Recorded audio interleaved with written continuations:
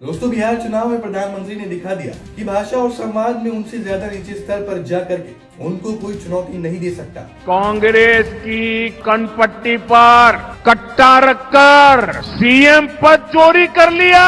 नहीं चाहिए कट्टा सरकार। कट्टा, क्रूरता, कटुता, कुसंस्कार, करप्शन या करेल मारब सिक्सर के 6 गोली छाती में। इस विद्या के वो अकेले ही धनवान हैं जो मोदी भारत को विश्व गुरु बनाने निकले थे। वो बिहार में कट्टे तमंचे से आगे नहीं बढ़ पा रहे।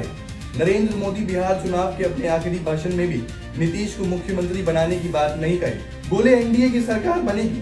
मैं आज जा रहा हूँ, आप 11 को वोट डालेंगे, 14 को गिनती होगी और मैं फिर से एक बार एनडीए सरकार के शपथ ग्रहण में फिर से पटना आऊंगा। दोस्तों, इसमें एक बात तो बिल्कुल साफ है कि बिहार में हुई बम्पर वोटिंग से भाजपा को अपने लिए कोई उम्मीद नजर नहीं आ रही। भाजपा को भी लगने लगा है कि बम्पर वोटिंग परिवर्तन के लिए है। इसलिए जनता में जोश भरते भरते मोदी ने कहा कि 14 तारीख को एनडीए की सरकार आएगी। वो नीतीश कुमार को मुख्यमंत्री बनाने की बात से भी किनारा कर गए।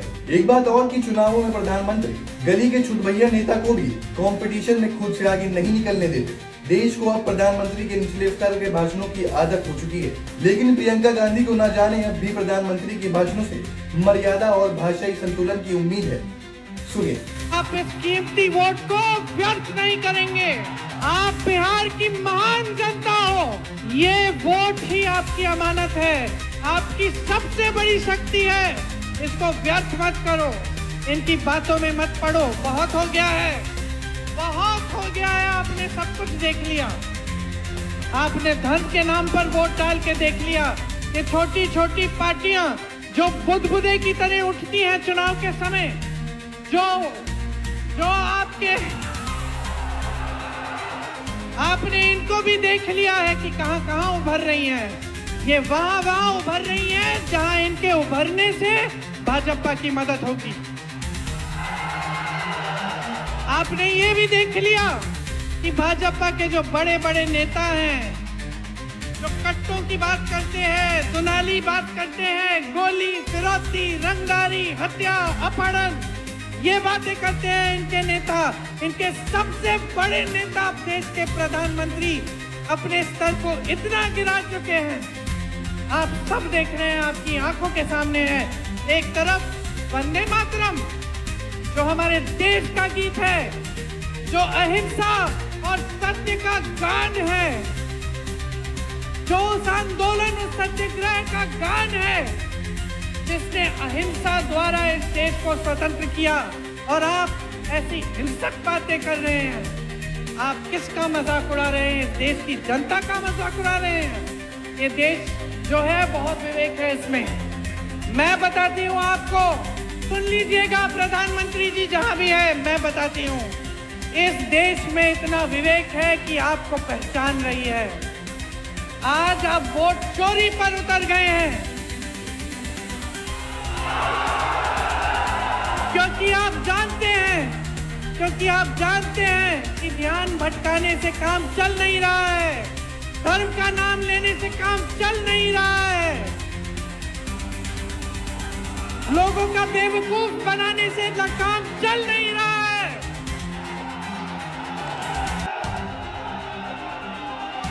आज बिहार की जनता कह रही है हमें गठबंधन की सरकार चाहिए।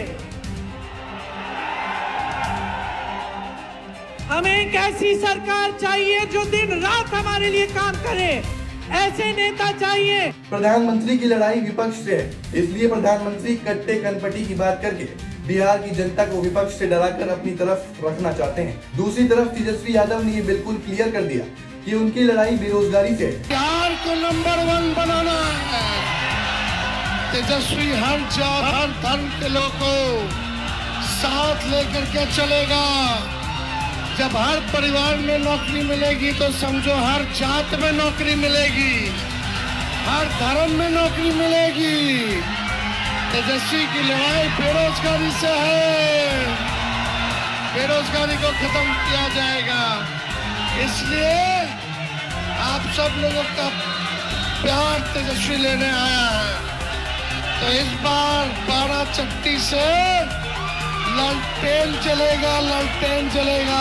65% का भयंकर मतदान ये बता रहा है कि बिहार बदल रहा है। बिहार के वोटर की सोच बदल रही है। भयंकर मतदान दोस्तों ये बताती है कि बिहार के लोग पुरानी व्यवस्था को बदलना चाहते हैं। पलायन से खुश नहीं है, बेरोजगारी से वो खुश नहीं है, भाजपा के नेताओं के झूठे भाषणों से वो खुश नहीं है। मैं आपको बीजेपी नेताओं के कुछ भाषण सुनाता हूँ, जिससे आपको मालूम होगा कि भाजपा लोगों को पिछले 10 सालों से कैसे बेवकूफ बना रही है। सुनिए। आज जब पूरी दुनिया की कंपनियां मेक इन इंडिया के लिए भारत आ रही है, तो इसका बहुत बड़ा लाभ बिहार को भी मिलने वाला है। मैं आपको विश्वास दिलाता हूं, बिहार मेक इन इंडिया का बहुत बड़ा केंद्र बनकर ही रहेगा। माताओं, भाइयों, बहनों, मोदी जी ने इस देश को घुसपैठ से मुक्त कराने का काम किया है। सीवान वालों, मुझे बताओ, एक घुसपैठियों को बिहार से निकालना चाहिए या नहीं निकालना चाहिए? मैंने तुम्हारी ये तस्वीर देखी है और तुम्हारा पता उसमें लिख देना। मैं जरूर तुझे चिट्ठी लिखूंगा। ये मेरे लिए लाए हैं, पीछे अपना नाम लिखा है बेटा।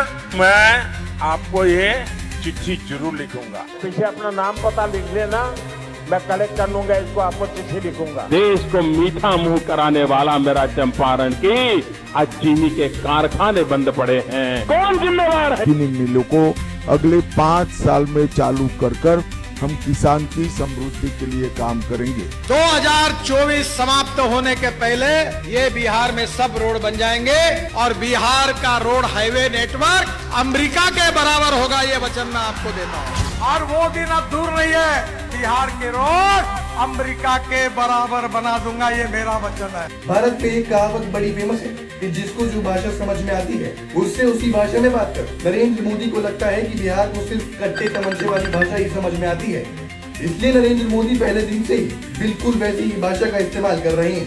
लेकिन उन्हें शायद ही नहीं पता कि बिहार की जनता बदल गई है। उसे अब कट्टे तमंचे की बात समझ नहीं आती, उसे बिहार की भविष्य की और बिहार के विकास की बात समझ में आती है।